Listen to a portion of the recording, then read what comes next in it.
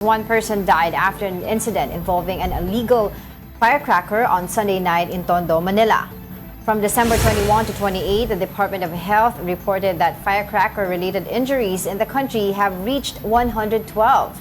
Metro Manila recorded the highest number of incidents with 52 cases, followed by the Ilocos region with 12 and Central Luzon and Western Visayas with 9 each. Males aged 5 to 14 were the most affected, with injuries mainly caused by five-star boga, quitis, piccolo, plapla, and whistle bomb.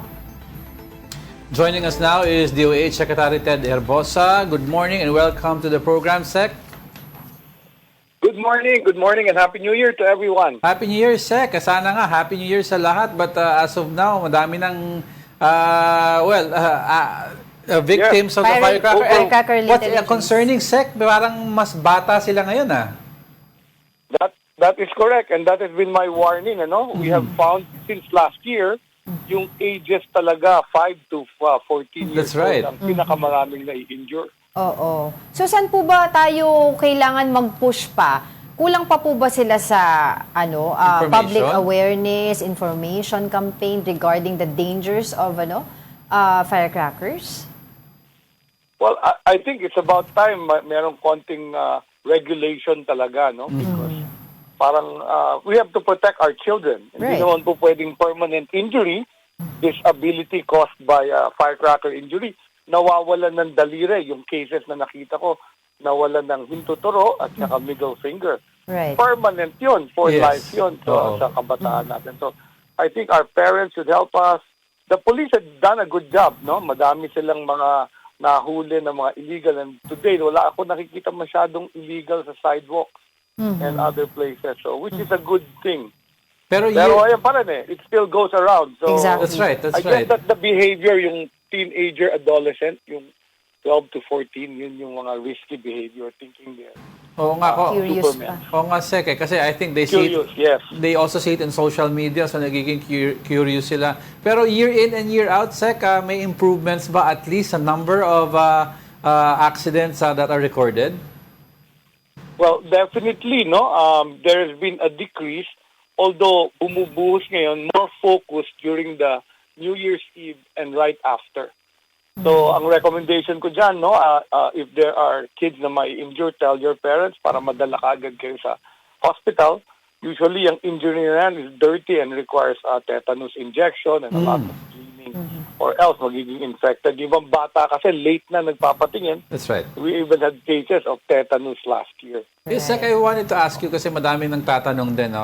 Kasi given na pag nagkaroon ng firecracker-related incident, karamihan pupunta lang sa ospital niya pag naputulan na or nabasag ang balat or yung buto. Pero let's say sumabog ang isang firecracker sa kamay mo, may minor injuries or sugat, kailangan pa po bang pumunta sila sa hospital? What are the things that you have to look out for? Yeah, that's a good point, no? The fireworks, the firecrackers and gunpowder have nitrites and night soil. So there are tetanus-prone wounds yan, yung blast injury. Very important, kahit maliit, pwedeng magka-tetanus yung bata. So it's very important na ma-assess siya ng doctor, mabigyan siya ng... Usually we give a booster shot for the tetanus, even if the child already had tetanus injection. So very important yan, no? Yung risk na yun. Small wounds can lead to tetanus. So, very important yun. So, yun ang reminder natin, no, Sec, na no matter how small the wound is, pag sumabog sa daliri mo yan, go straight to the hospital. Yes, bukas ang lahat ng emergency department ng Department of Health. Nag-check ako a few days ago and they had even this area only for the firecrackers. Naglagay kami ng surge capacity area. So, para mabilis ang treatment sa kanila. Yun nga po, Sec, kasi nga, you mentioned earlier as well na this is holistic approach, no? Yung mga magulang, yung mga police for reinforcement po ng ating mga paghuli sa mga nagkakaroon po ng mga illegal activities, mostly mga firecrackers ngayong taon. Sa DOH naman po, aside po dun sa nabanggit po ninyo ng mga ospital na meron pong section doon dedicated for the firecracker-related injuries, ano pa po ba yung mga paghahanda na ginagawa ng DOH? Para po, kasi syempre as much as possible, ang ating goal dito as government ay zero casualty po sana. Yes, I would love to see that zero casualty. Pero dumadami rin ang cases namin ng number one, yung road crash injuries. So yung mga nag-party, nakainom, nagmaneho pa rin pauwi ng kanilang motorsiklo. 70% ng nakita namin, walang helmet, walang seatbelt, at nagmumotor. So these are the reminders, no? Kung kayo iinom, huwag kayong magmamaneho ng motorsiklo or even sasakyan. Pangalawa, dumami rin ang stroke at saka heart attack namin. That's right. And this is seasonal. We see this every year. Ang dami talagang matatanda na may stroke. When I visited Jose Reyes just after Christmas, puno na yung kanilang stroke unit at saka madami pang cases na nandoon sa emergency department. So reminder to everyone, take your antihypertensive, umiwas sa maaalat, matataba, matatamis, at mamantikang pagkain. And then of course, we have to support our children na merong mental health issues. Na tumaas yung calls namin dun sa aming hotline sa National Center for Mental Health. Number one call is depression, anxiety. Pangalawa, love, relationship. And pangalawa, family problem. Panghuli, yung loneliness ng mga may edad. That's right. So, very important in this holiday season, marami sa atin nagsasaya, be sensitive, marami rin sa ating malulungkot. Exactly. Buti, Sec, nabanggit niyo yung heart attack and stroke na increase, no? I think you've heard of yung sinasabi nilang holiday heart syndrome. So, ano yung best way, Sec, approaching the new year to bawasan yung epekto nito? Yeah, yung holiday heart syndrome, ang ina-affect ng taong walang sakit sa puso, no? No previous condition. Tapos magpa-party yan gabi-gabi, drinking, getting dehydrated. Ang usual cause is an electrolyte imbalance, yung body fluid and electrolytes. Tapos nagkakaroon ng arrhythmia. So ito yung holiday heart syndrome which can lead to a heart attack and a stroke in the young. In the young pa. 29-year-old, 30 oo, sa bata yan. Without previous yung history, no, holiday heart Sec? syndrome. Yes, no previous history. Yan yung tinatawag na holiday heart syndrome, first described in New York in the 70s. So ngayon nakakakita rin tayo ng mga ganyang cases sa ating mga emergency department. Right, Secretary, you mentioned also about mental health, ano? I was wondering po if yung ating hotline ay yan po ba ay 24/7, may sasagot just in case meron pong tumawag?